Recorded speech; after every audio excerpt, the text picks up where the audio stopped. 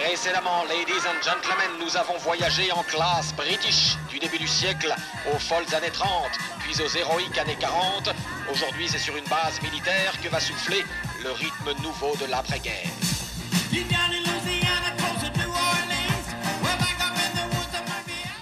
Car l'histoire débute sur cette base anglaise de la Royal Air Force, Twinwood, mais avec un soldat américain, Glenn Miller. Avec son orchestre, il a inventé un style de jazz très dansant. L'armée américaine l'a affecté ici et l'envoie faire des tournées pour remonter le moral des troupes.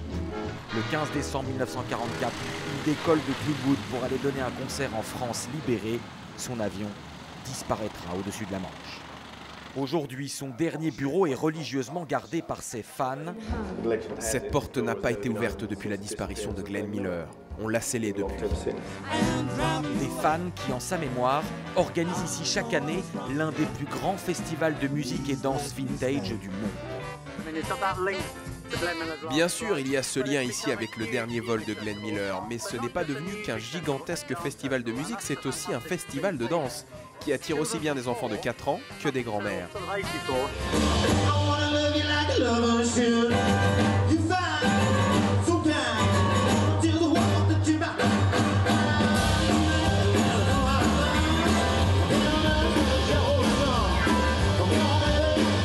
L'après-guerre va être le creuset de plusieurs genres musicaux. Jazz, swing, rockabilly, rock'n'roll, qui se mélangent et vont connaître un énorme succès. Mais Glenn Miller et les soldats américains n'ont pas importé que la musique. En introduisant en Angleterre des sons nouveaux, ils vont ensuite irriguer dans toute l'Europe un style, celui des tenues et des belles automobiles des années 50. À ce jeu-là, les Anglais ne se font jamais prier. Je trouve que les gens qui viennent ici font vraiment d'énormes efforts de costumes.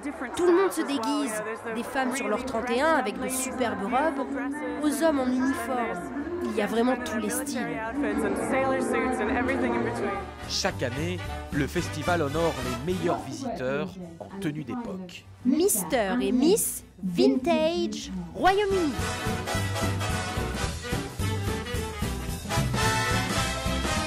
Des pieds à la tête, chaque détail est noté. Et les gagnants sont Mister Pierre Hart et Miss Holly Foster.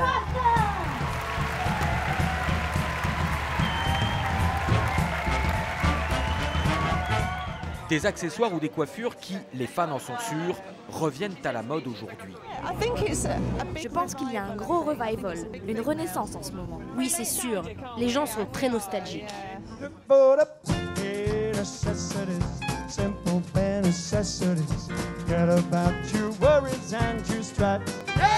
Nostalgique peut-être, mais avec un seul mot d'ordre, à Twinwood, il faut que ça bouge. À l'image de ce jazz endiablé tiré du livre de la jungle de Walt Disney.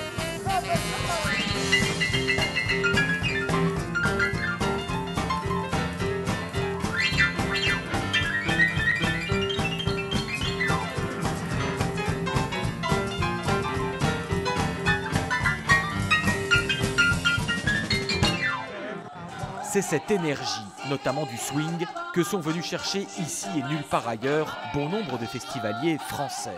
Il y a surtout des festivals rock en France, pas des festivals swing. Ils n'ont pas vécu la guerre de la même façon, les Anglais, j'ai l'impression. Et je sais pas, ils ont un reste, je sais pas si un jour ils s'en débarrasseront. C'est notamment un artiste français qui a repris le flambeau de Glenn Miller, Benoît Vieillefond et son orchestre. C'est en s'installant en Angleterre qu'il a trouvé son Eldorado vintage. Moi, quand je suis arrivé en Angleterre, il y a un moment, je voulais jouer cette musique. En France, il n'y avait pas moyen. Je suis arrivé ici en 98. Donc, je suis venu avec ma guitare, ma valise. Et voilà, maintenant, ça fait des années qu'on le fait. On tourne beaucoup. C'est bien. Les gens aiment bien, même sous la pluie. C'est la musique de l'amour, le swing. Ben, c'est simple. Quand on va au disco, c'est comme ça. Et quand on danse avec une femme, c'est l'amour.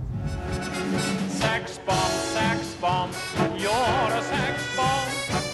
Preuve que le vintage n'a pas d'âge, pour clore le festival, ce baryton s'amuse à reprendre ce tube des années 2000 de Tom Jones à la sauce années 30. Un retour vers le futur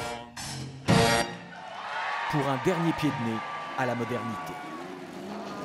Et demain, écoutez ces moteurs qui vrombissent. Nous culminerons aux années 60 avec rien de moins que le plus grand festival vintage de la planète, ladies and gentlemen, le légendaire Goodwood.